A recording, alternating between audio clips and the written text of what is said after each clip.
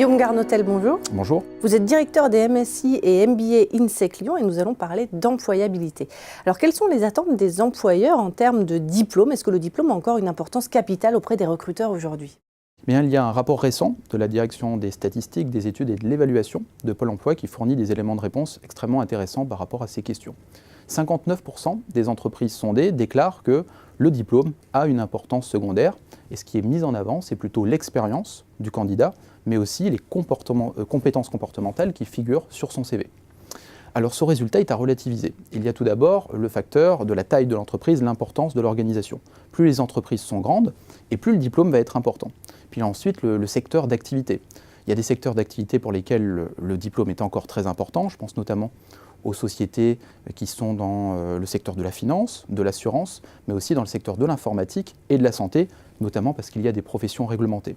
C'est moins vrai dans les secteurs des services à la personne, de la restauration, voire de l'hôtellerie, où ce qui est plébiscité par les recruteurs, ça va être plutôt les compétences comportementales. Alors justement, quelles sont les compétences comportementales qui sont attendues par les recruteurs? Elles sont déjà très attendues, puisque 60% des sondés, des recruteurs sondés, ont déclaré que les compétences comportementales étaient plus importantes que les compétences techniques. Donc parmi elles, on va retrouver la capacité à hiérarchiser les tâches, c'est-à-dire à organiser de façon méthodique son travail, la capacité d'adaptation, la capacité à se fondre dans une équipe, la capacité d'autonomie, mais aussi donc, le travail en tant que tel en équipe.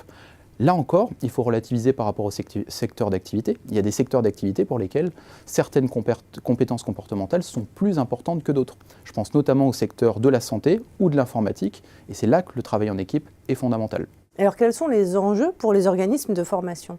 Eh bien, l'enjeu principal, c'est déjà de bien cerner les métiers et les compétences de demain. Donc il faut assurer une veille informationnelle et sectorielle pour proposer les formations qui seront en phase avec la réalité du marché de l'emploi. Deuxièmement, ça va être de bien considérer les résultats de cette étude, c'est-à-dire considérer que les compétences comportementales sont au moins aussi importantes que les compétences dures.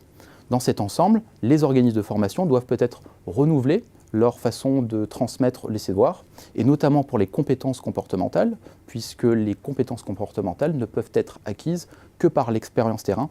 Il faut donc envisager pleinement une pédagogie orientée vers l'action. Eh bien, merci Guillaume Garnotel pour cet éclairage. Merci à vous.